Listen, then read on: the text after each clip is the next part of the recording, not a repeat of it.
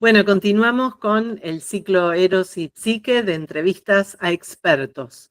Y hoy, que justamente es el Día Internacional de la Sexología, para quienes escuchen luego esta grabación, la hacemos precisamente hoy con una persona muy especial en el campo de la sexología, que es Elizabeth Schultz. Eli nos va a contar ahora, en breve, quién es, qué hace, pero yo lo único que voy a anticipar es que actualmente es la presidenta de la Federación Sexológica Argentina y además forma parte de la comisión académica de la nueva carrera de especialización de sexología de la UNR. Así que, Eli, un placer infinito escucharte, estar con vos y profundamente agradecida por todo el trabajo que has tenido, digamos, en la gestión de esta nueva carrera y bueno, y todo lo que venís haciendo en la federación. Así que yo no voy a hablar de vos porque la idea de este ciclo de entrevistas es que cada uno se presente y justamente hagamos este currículum vitae vivo, ¿no? O sea, esta cuestión biográfica que le da vida a eso que uno ve a veces como fríamente en los títulos y en los antecedentes. Entonces yo lo que te voy a preguntar, y te dejo la palabra, es ¿quién sos? ¿Qué haces? ¿Y cómo llegaste a hacer esto que sos hoy? Tenés 15, 20 minutos para contarnos eso. Yo voy a silenciar mi micrófono y te dejo la palabra, Eli. Bueno, muchísimas gracias. Gracias por todas tus palabras. Muchas gracias y feliz día. Bueno, a ver, lo voy a contar así como muy relajadamente. Tengo siempre la sensación de que elegí el camino de la sexología desde los 7 años. A los 7 años, siempre lo cuento, porque además tiene que ver no solo con mi propia vivencia en relación a la sexología, sino a la sociedad y la cultura de una época. Entonces eso ya nos sitúa un montón, ¿viste?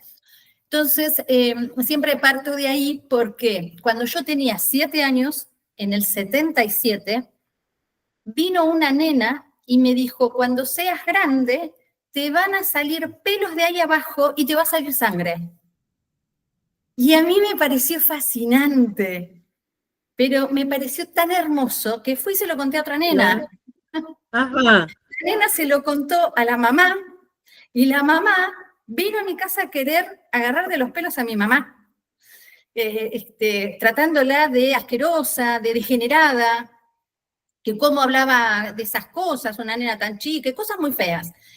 Así que mi mamá, yo no me imaginé nunca que eso iba a pasar, entonces mi mamá, primero un poco en reto y después tranquilizándome, me enseña que eso no es algo malo, que es la menstruación, y que cuando somos más grandes nos cambia el cuerpo, que es cierto que nos salen pelos, que todo aquello que yo tuviera curiosidad por conocer, siempre se lo pregunte a ella. Que nunca vaya a hablar con nadie. Y aparte mi mamá tenía la costumbre, cuando éramos chicos, de abrir enormes los ojos. Entonces era así como bueno, pero qué bueno que abrió ese diálogo, ¿no? Sí, además de los ojos. Sí, entonces hubo muchas situaciones a veces en donde sí, por él le preguntaba y ella me solía explicar, pero también me decía, yo te voy a explicar hasta donde yo sé y hasta donde vos también podés entendérmelo, ¿no? Como que siempre estaba esa posibilidad de diálogo, pero dentro de lo que ella supiera, ¿viste? Bueno, el asunto es que cuando llego a los 12 años, yo esperaba la menstruación, pero como quien espera la fiesta de los 15. Y entonces, bueno, me dolía la panza, estaba rara, y además 2 nenas en la escuela ya habían tenido su menarca. Entonces, yo le cuento, estaba mi mamá y mi papá. Digo que estaba rara, que me dolía la panza y que estaba rara. Mi papá le dice a mi mamá, a esta le está por venir la cuestión. ¿Sí? Mira, estamos hablando de 1982. Entonces, ahí ya tenemos también, viste, esta sociedad, esta cultura, estas costumbres, ¿no? Que tienen que ver con la sexualidad, la educación sexual, no nos hablaban de esas cosas. Entonces, en mi casa me dejaban leer y ya te digo, hasta donde me podían explicar, me explicaban. Así que creo yo que mi primer contacto con la sexología o con la educación sexual la tuve antes de tener mi menarca, porque agarré un libro de ciencias naturales y ahí aprendí la palabra hipófisis y, espérate que se me fue ahora, ovarios, pero no era, era testículos, o gónadas, sí. Y siempre me quedó grabado, hipófisis y gónadas. Así que cuando tuve mi menarca, estaba muy bien informada. Cuando fue el día, que siempre cuento, fue 12 días después de cumplir los 12 años, el 20 de abril de 1982 a las 6:10 de la tarde. Fíjate lo importante que era para mí, jamás me olvidé. Entonces siempre recuerdo que tenía mucha información, pero no dejaba de ser una nena. Entonces cuando vi la bombacha manchada de sangre, fue como lo más hermoso que me pasó. La llamo a mi mamá, le cuento, pero inmediatamente me puse a llorar porque le dije, ya no voy a ser más una nena. Así que sí, ese día tan esperado, bueno, se dio, pero también psicológicamente hablando, ¿no? Fue un impacto muy fuerte.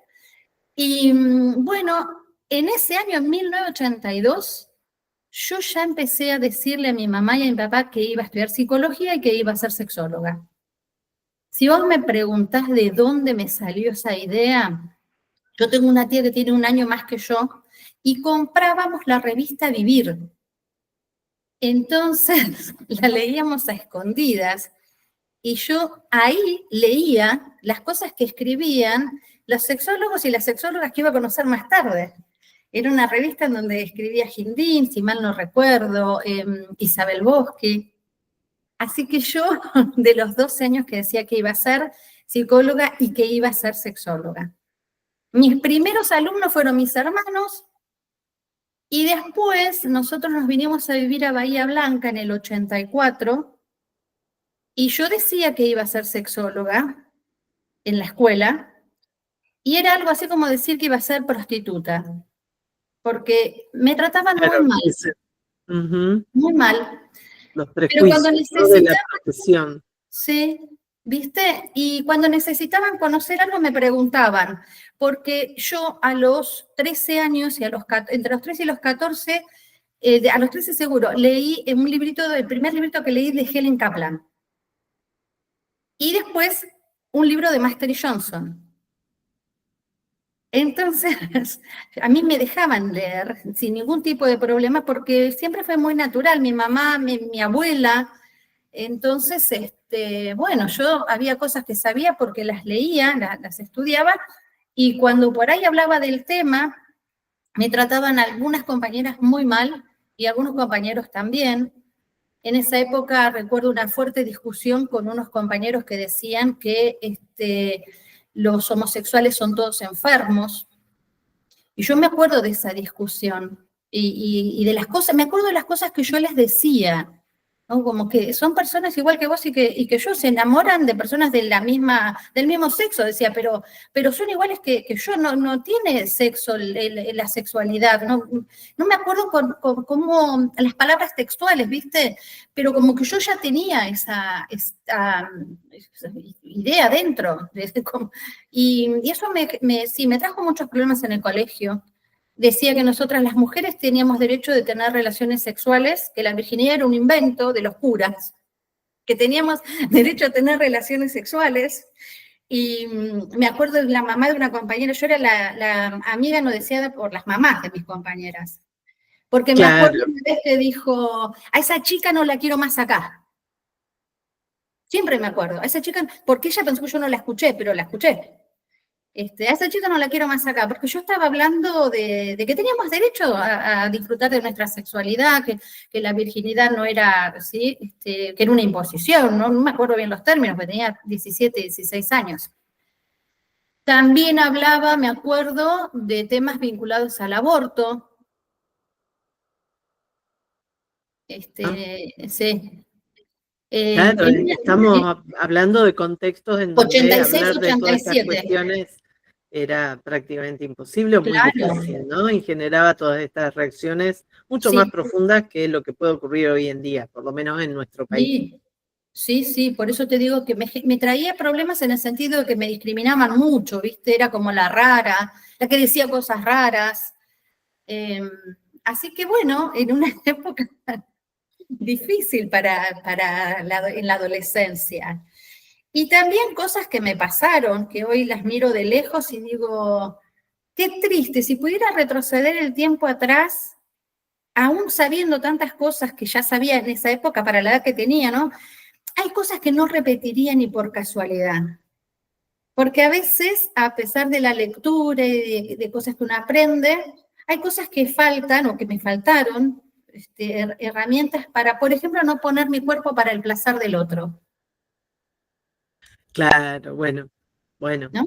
sí, sí. Este, entonces, a veces hay momentos que recuerdo y digo, eso no lo volvería a hacer ni aunque viviera sí, Claro, bueno, es que ahí es donde a lo mejor faltó justamente por esto por lo cual claro, digamos, ¿no? Que haya una educación exacto, sexual en donde nos digan esto, ¿no? No tenés por qué estar al servicio de otro o estar en función del placer de otro, ¿no? exactamente, sí. Entonces siempre que miro mi historia, también miro esa parte, ¿no? De esa falta de conocimiento, de saberes y también de baja autoestima, ¿no? Porque a veces en la creencia de que, me levanté a fulanito, ¿no? Era como él más requerido, pero fulanito no le importaba mi placer, era una cosa.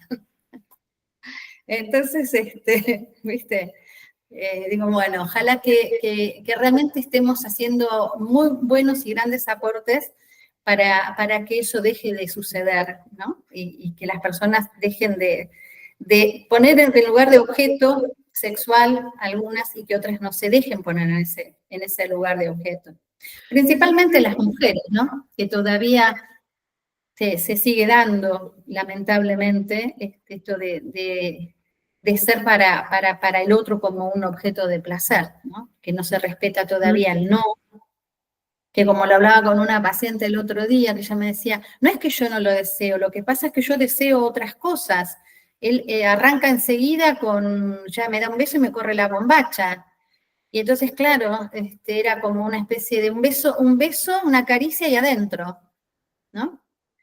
Entonces, ¿cuánto tenemos que seguir haciendo? Claro, Justamente, pensaba esto cuando te escucho, digo, cuánto todavía queda por hacer y lo sabemos por todo lo que escuchamos en la clínica hoy, ¿no? Entonces que uno dice, bueno, evidentemente hay un montón, y para personas de todos los géneros, ¿no? Y orientaciones que, como vos decís, por ahí la mujer siempre con estas ciertas desventajas de una perspectiva de género, pero que también lo sufre el varón. sí, Digamos, ¿no? Y también lo vemos en la sí, consulta, como las consecuencias de esos modelos también le sí. generan mucho peso. Pero bueno, todo eso desde muy tempranamente te hizo hacer este recorrido tan maravilloso Sí. que ahora te encuentra trabajando. Contanos un poco qué es lo que vos hacés, aparte de ocuparte de FESEA, ¿no? Que es un montón. Estar a cargo de la Federación Sexológica Argentina es un montón, es una gran responsabilidad que llevas adelante muy bien, Gracias. pero bueno, y profesionalmente, ¿qué otras cosas haces? Bueno, yo soy psicóloga, pero el camino que sigo como especialización, y es anterior, mucho antes de ser psicóloga, tengo como dos etapas, es bastante largo de contar, pero desde los 23 años que hice terapia por primera vez con un analista junguiano, y ya desde esa época yo empecé a estudiar la obra de Jung y a formarme. Tuve como maestro Ariel Baldrich, que falleció ya hace un poco más de 12 años, creo. Y tuve muy buenos maestros en psicología analítica. La psicología analítica de Jung está muy mal entendida por algunos profesionales de la psicología, de la psiquiatría, que es como que hablan muy mal de Jung y no lo han leído, y sin embargo Jung ha hecho grandes aportes, pero grandes aportes. Incluso una frase que a mí me encanta de Jung en relación a la sexualidad, que él no tenía la misma forma de ver la sexualidad como lo veía Freud, ¿no? Lo veía como también como algo inherente a la naturaleza del ser humano y relacionado con la esfera espiritual. Y que el encuentro erótico entre dos personas era el encuentro sexual entre dos personas tiene características numinosas, de luminosidad, ¿sí? Que toma de Rudolf Otto el término numen, ¿no? ¿Y qué es algo luminoso? Cuando algo nos desborda, nos transporta a un lugar que nos maravilla y que puede resultar o ser un instante nada más, pero ser maravilloso. Pero así como hablaba de lo luminoso de la sexualidad, también del lado oscuro de la sexualidad, ¿no? De los abusos, o sea, si bien él no escribe, pero sí le hace este aporte, ¿no? Como por un lado lo luminoso y por el otro lado lo oscuro, la sombra de la sexualidad. Entonces, el abordaje que yo hago en la práctica clínica de la psicología y de la sexología está integrado, digamos, desde la mirada junguiana. Si bien nunca Jung escribió, pero los aportes que hizo sirven mucho para trabajar en la práctica clínica, ¿no? Como la teoría general de los complejos, abordar el complejo sexualidad como algo que muchas veces tiene una gran injerencia en nuestra conducta sexual, ¿no? Como aquello que tiene que ver con los recuerdos, las imágenes vinculadas a lo sexual, ya sea positivo o negativo, y cómo impacta en nuestra personalidad sexuada. Entonces, Mirá ese es sí. Perdón que te interrumpa.